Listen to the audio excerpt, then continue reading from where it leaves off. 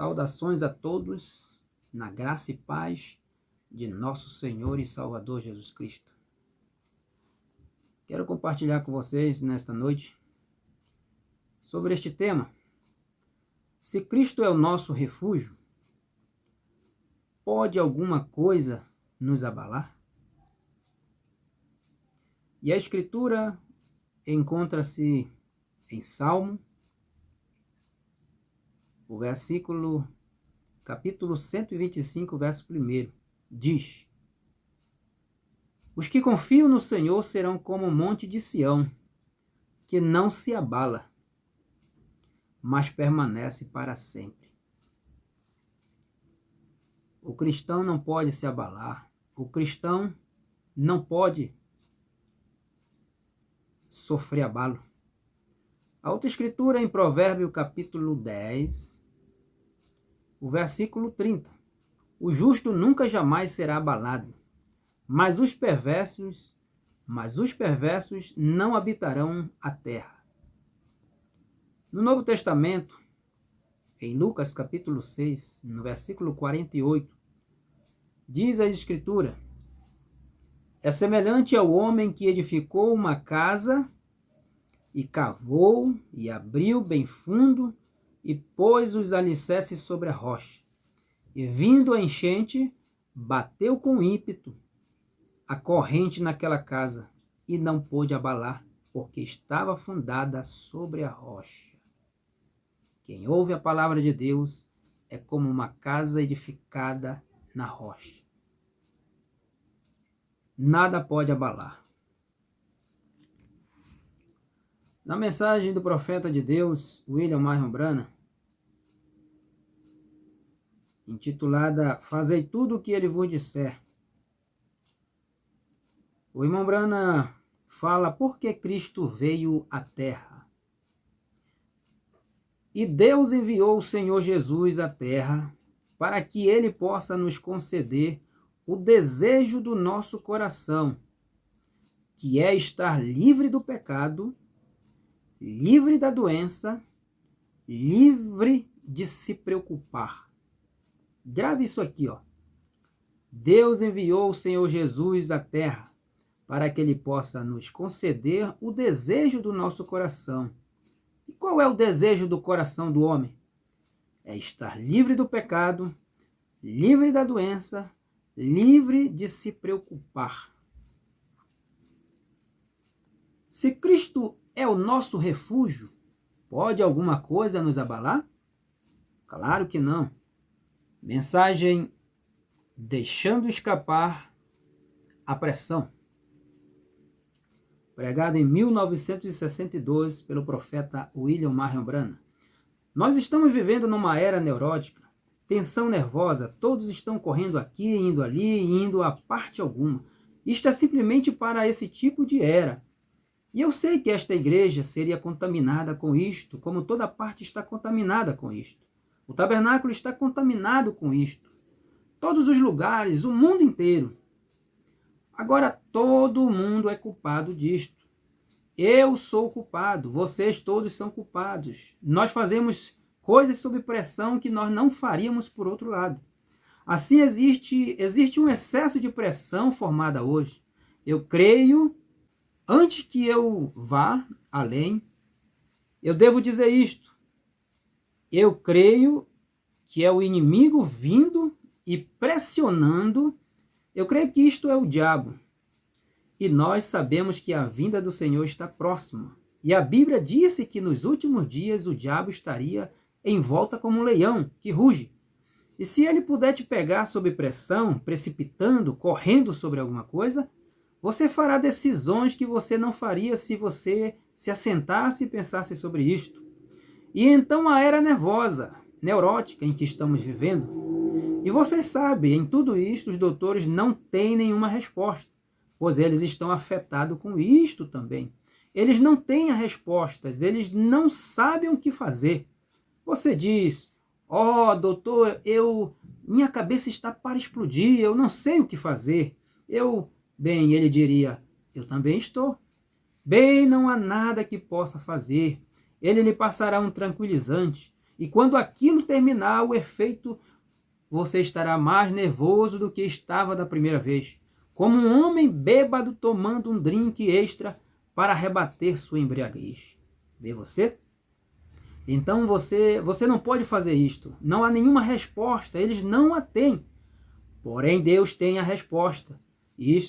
Deus tem a resposta, Ele é a resposta. Cristo é a resposta para cada problema que nós temos.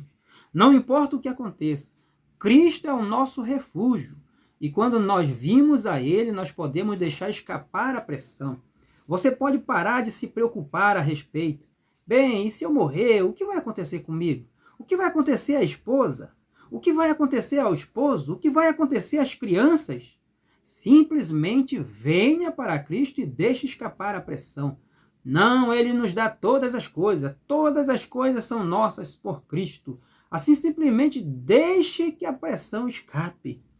A única maneira que você pode fazer isto, alguém pode lhe dar $1 milhão. Isto provocaria pressão. Você pode se unir a uma igreja e isto ainda provocará pressão. Pois os metodistas lhe dirão que eles estão certos, os batistas estão errados. E os batistas dizem, eles estão errados e nós estamos certos. Então isto simplesmente provoca mais pressão. Mais pressão para Cristo. Você pode deixar escapar a pressão, pois está tudo terminado então. Simplesmente estabeleça isto.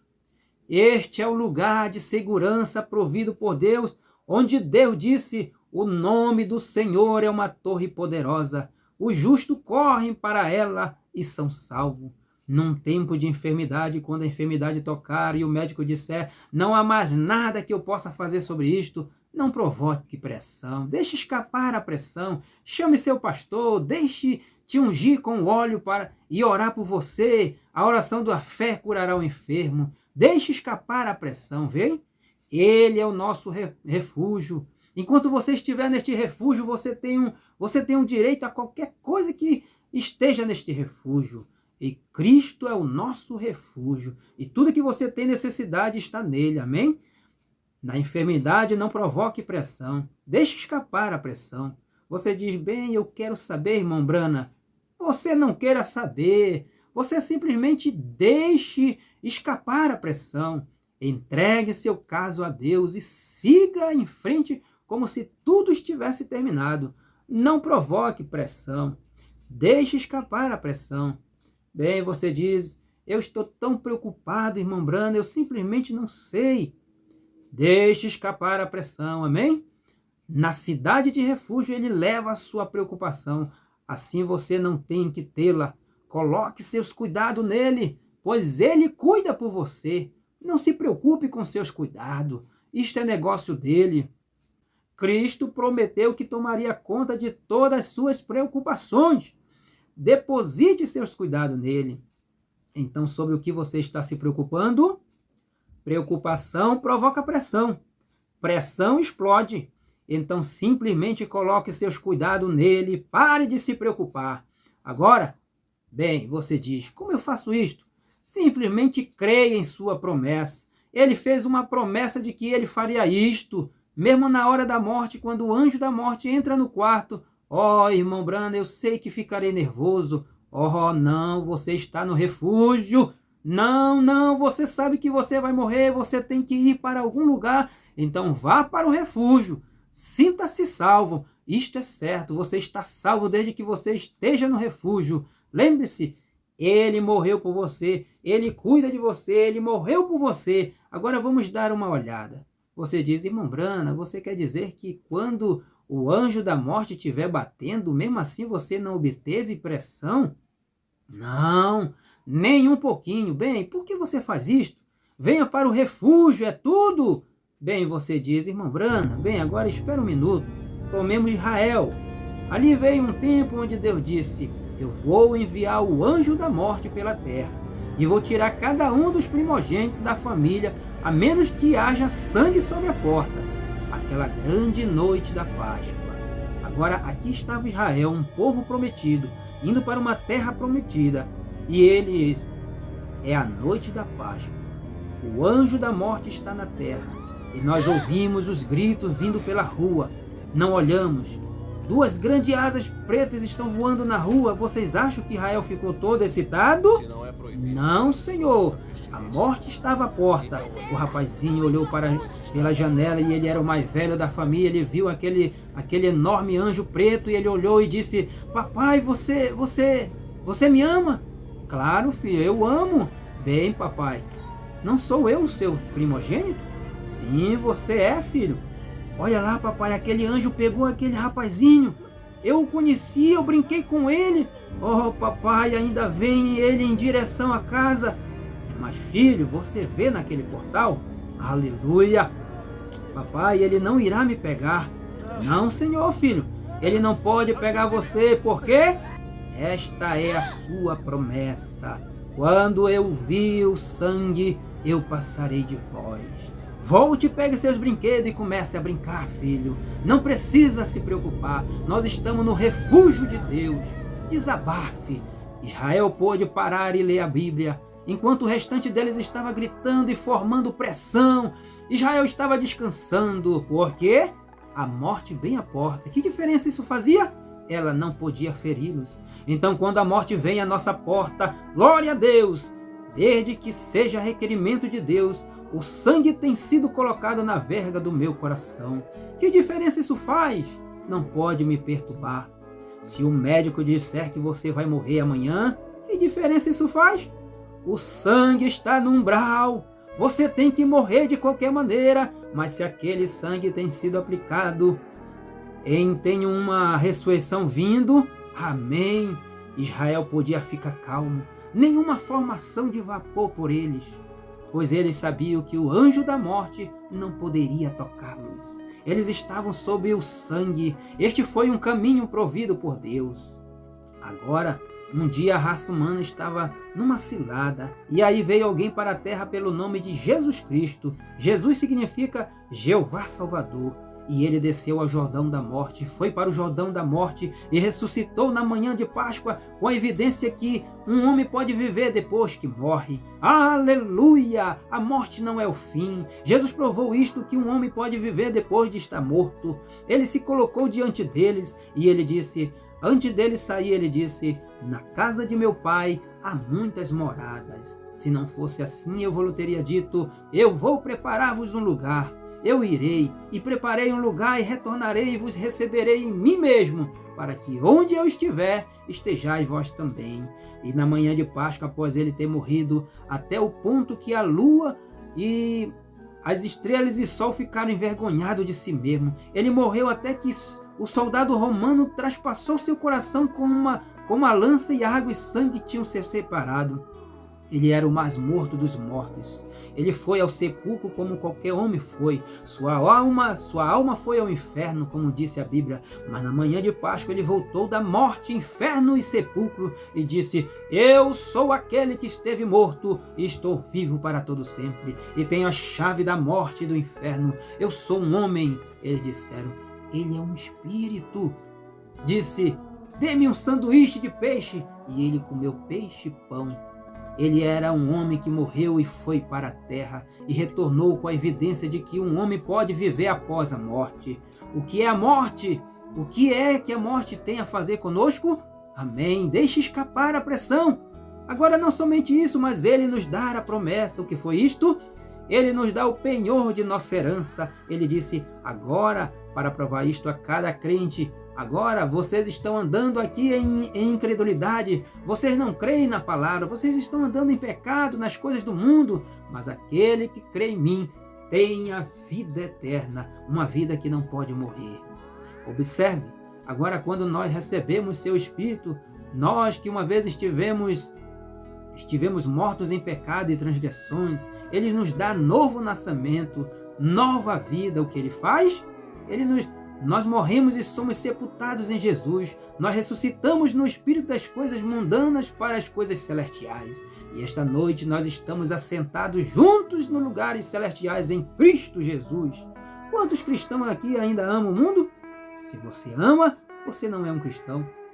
Você é um professor de cristianismo e não um professor.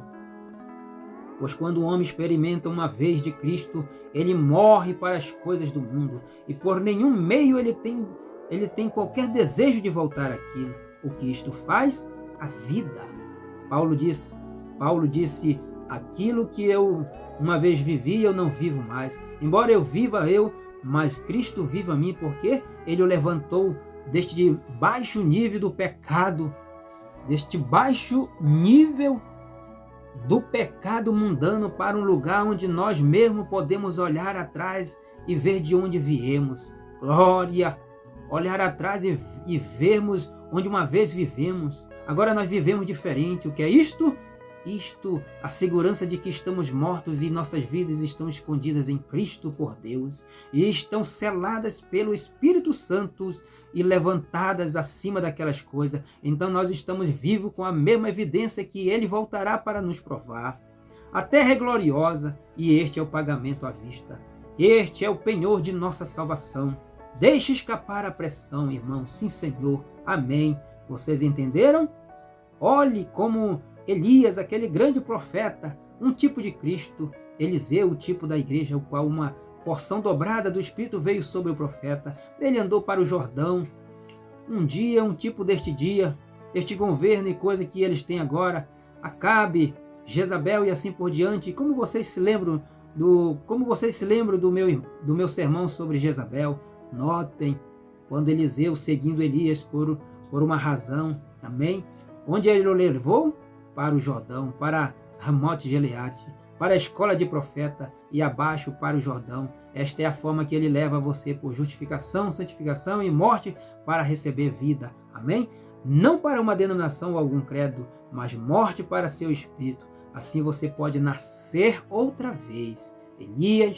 Eliseu tocou aquela água, andou para o outro lado do Jordão e Eliseu o seguiu. E quando Eliseu retornou à terra novamente do outro lado, ele voltou com uma porção dobrada. Hoje nós seguimos Jesus para a sua morte, sepultamento e batismo. Morte, sepultamento e ressurreição, melhor dizendo, através do batismo. Nós cremos nele, nós morremos para as coisas do mundo, confessamos que nada somos, batizados em seu nome, sepultados com ele em batismo, ressuscitados com ele em ressurreição. Nossos espíritos vivem acima das coisas do mundo, então nós estamos em Cristo. Agora nós temos uma porção. Quando retornarmos do outro lado da linha da morte do Jordão, nós teremos uma outra porção. Os corpos que agora temos, com o espírito que temos, tem o penhor, o Espírito Santo que não pode morrer porque é parte de Deus, e os corpos em que vivemos, aquele que comer minha carne e beber meu sangue tem vida eterna, e eu o levantarei no último dia. Amém. Deixe escapar a pressão. Que diferença faz bombas atômicas ou qualquer outra coisa? Deixe-os fazer qualquer coisa. De uma coisa temos certeza, temos vida eterna através de Jesus Cristo, nosso Senhor. Então o que nos importa com o que o mundo tem a dizer? O que nos importa a pressão? Não faça nenhuma diferença para nós. Por quê? Porque podemos desabafar.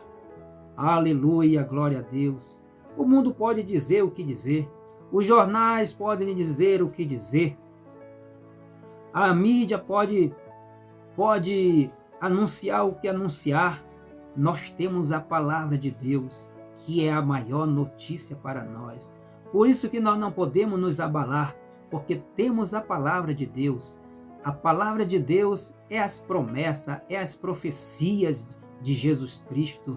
Ele disse, no mundo tereis aflição, no mundo tereis aflições, mas tende bom ânimo, eu venci o mundo. E ele disse, tenho-vos dito isto para que em mim tenhais paz. Onde podemos ter paz? Onde podemos ter tranquilidade? Somente em Jesus Cristo. Se estamos em Jesus Cristo, nada pode nos abalar. O mundo está caindo em pedaços. O mundo está desmoronando. O pecado está crescendo a cada dia. O mundo vive em terror. Os jovens estão aterrorizando os mais velhos. Os mais velhos estão aterrorizando os mais jovens. O que é isso? É o pecado. O pecado combatendo o pecado. mas nós estamos firmados na rocha inabalável. Nós estamos firmados em Cristo Jesus, a nossa rocha.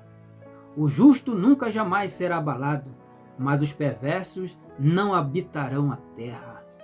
Os que confiam no Senhor serão como o monte de Sião que não se abala, mas permanecem para sempre. Nosso cuidado está no Senhor. Nosso cuidado deve ser lançado em Cristo. Nosso cuidado deve ser lançado em Cristo. E os nossos pecados, nossa doença, toda a nossa preocupação, Cristo levou na cruz do Calvário. Ó, meu amigo, é a única maneira de vivermos tranquilo e calmo, é estando em Cristo Jesus. Se você não tem um novo nascimento, se você não recebeu o batismo com o Espírito Santo, se você não tem o selo do Espírito Santo na sua vida, o selo de Deus não é guardar um dia, o selo de Deus não é repousar num dia, mas o selo de Deus é o Espírito Santo, é a pessoa de Jesus Cristo na forma do Espírito Santo. Quando se tem o Espírito Santo, então temos descanso. Nada pode nos abalar. Como disse Jesus, vinde a mim, vós que estáis cansados e oprimidos, e eu vos aliviarei. Ele é nosso alívio, Ele é nossa tranquilidade, Ele é o nosso refrigério. Que o Senhor te abençoe com isto, em nome de Jesus Cristo. Amém. Amém.